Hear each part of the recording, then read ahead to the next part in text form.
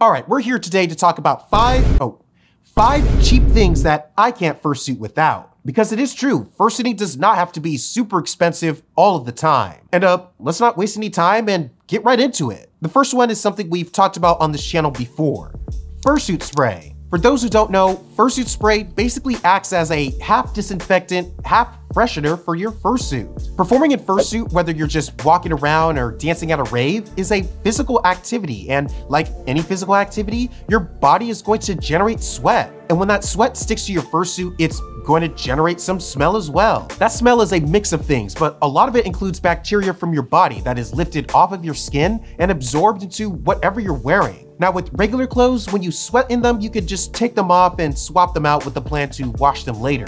But when you're in a fursuit, you're kind of stuck with the suit that you have. And you definitely don't want that bacteria and especially that smell to stick with you as you continue to fursuit. And that's where fursuit spray comes in. It's actually a pretty simple mixture, usually composed of water, alcohol, and some kind of scent that you can spray on the inside of your suit to get a handle on the sweat and bacteria buildup. And because the ingredients of fursuit spray are so simple, getting a bottle or two doesn't break the bank at all. In fact, I've gone as far as to make some myself with stuff that you can pick up at the grocery store. But for as simple as it is, it does wonders to keeping your suit clean and smelling not just free of bacteria, but something pleasant as well. Now, I do need to stress that fursuit spray is not a substitute for showering and washing your fursuit regularly. Fursuit spray doesn't completely clean your suit. It only temporarily kills a small amount of bacteria in a very concentrated area. Taking full showers and washing your fursuit after extended periods of use will still be the best way to keep you and your suit clean, and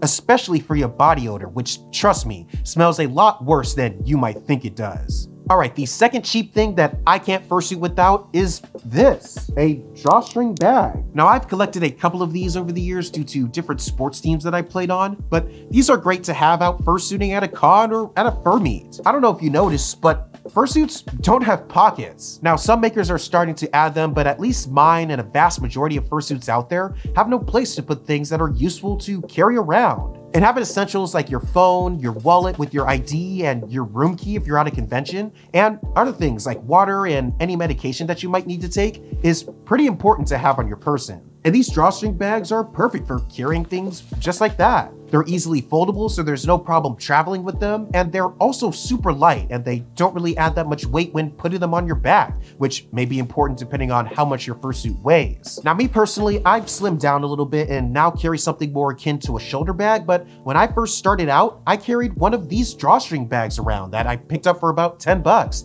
and it worked perfectly for keeping all of my essentials with me while I fursuited. Number 3, you really don't have to spend a lot of money to get a good brush for your fursuit.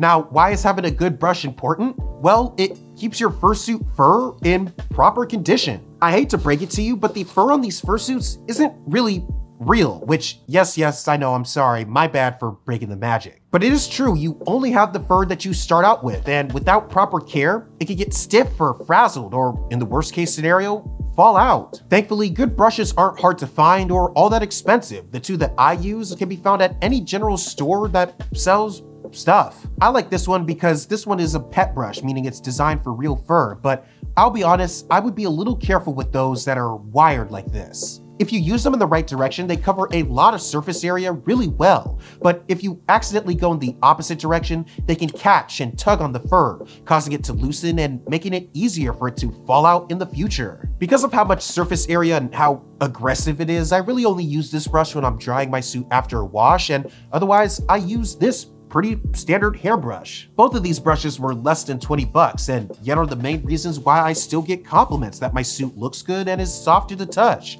It is all due to brushing. These last two keep with the theme of dealing with sweat and heat, but number 4 are these balaclavas. Now, you might be wondering why I'm not suggesting a full set of athletic compression wear, like the Under Armour that many other fursuiters and I wear under our suits. I do believe they're more than worth the investment, especially if you fursuit or sweat a lot, but a full set of Under Armour, including the compression shirt, compression pants, and a balaclava, can go anywhere from $70 to $90 in total. The Under Armour balaclava that I'm wearing now is about 30 $30 all on its own, but good, high-quality balaclavas like these don't have to be all that expensive, and that's a good thing because I actually recommend you stock up on them. When doing anything that's physically demanding like fursuiting, a vast majority of the heat that your body expels is through the top of your head. That's why if you've ever fursuited or done anything physically demanding, a majority of your sweat originates from around your head. This means that the balaclava that's under your fursuit head is capturing and collecting a majority of your sweat and bacteria, meaning they start to smell the quickest. So if you're able to get duplicates of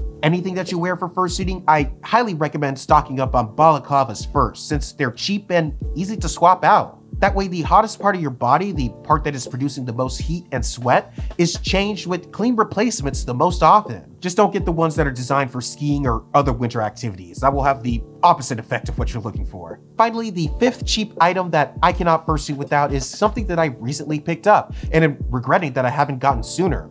It's one of these, a microfiber gym towel. Now again, this is all in the theme of staying cool and clean while fursuiting, and I'm sure any of you who have suited before have gotten really hot, dashed off to the fursuit lounge, yanked your head off, and sat in front of a fan, all to dry the sweat off of your face. I used to do that too, but I actually got these microfiber gym towels as part of a gift exchange I did with my non-furry friends. I tried them out at the last few cons I attended, and these things are honestly game changers. Because they are made of microfiber, they are extremely good at drying things off, and after wiping my forehead and the inside of my balaclava with this after an extended suiting session, everything dries off virtually instantly. I always keep one in my bag that I carry around while I fursuit and use it for my head and also my hands, which get pretty balmy in these paws sometimes. And after I get home after a weekend at a convention, I can toss this in the wash with my other clothes and it's ready to be used again after it dries. It's one of those things that is so simple but works so well that I highly recommend it to everyone now.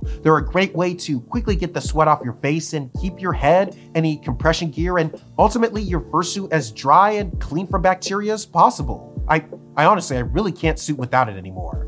Look, fursuiting is an expensive activity to get into. There's no getting around that. Not only is the suit itself expensive, but all the extra stuff that you have to get to handle it can really add up. From all the compression clothing to the case that you put it in to travel with, the cost of fursuiting doesn't stop when you get your suit. That's just the beginning. But not everything that you get for your suit has to break the bank. In fact, some of the least expensive accessories that you can get for your suit end up being some of the most useful. Fursuit spray, a drawstring bag, a good brush or two, a pack of balaclavas, and a microfiber gym towel are all cheap things that I highly suggest any fursuiter pick up that really helps make such a fun activity just a little easier. Alright, that's it. Thanks for watching. I'll catch you in the next one, but until then, stay wild out there. Peace.